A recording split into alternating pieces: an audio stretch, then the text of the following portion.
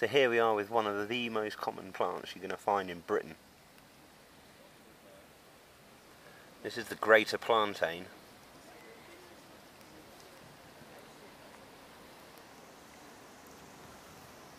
You're going to find this a lot in compacted ground. We did a video previously on ribwort, which is a common component of the grasslands and meadows. Well, this one can take it much more compacted, which is why you're going to find it in grasslands and urban environments like here.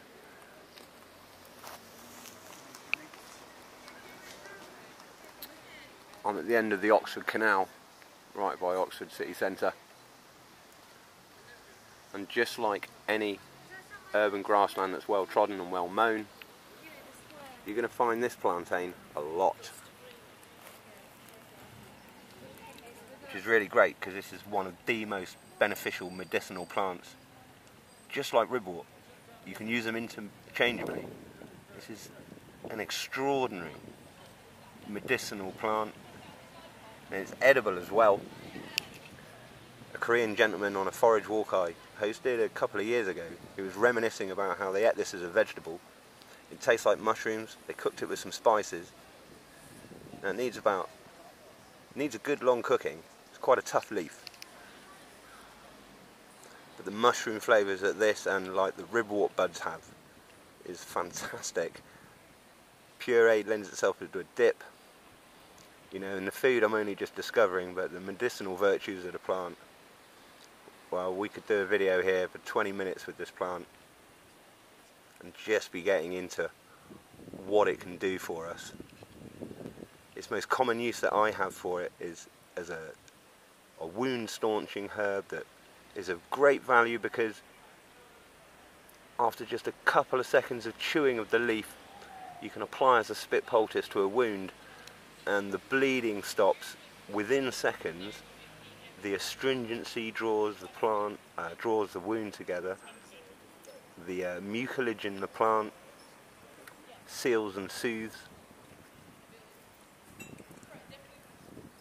and it's slightly antiseptic as well, and you just find that your cut seals and heals really well. Just like the ribwort, you'll be able to use this plant for insect bites and stings. Once again, you can just chew up or scrunch up the leaf, just get those juices flowing and apply to the area of the insect bite or the sting. It's quite good therefore for nettle stings, but as I've mentioned, I prefer ground ivy for nettle stings, but these plantains are everywhere. They're really useful topical medicines for, like I say, all sorts of bites and stings and inflammations and what have you.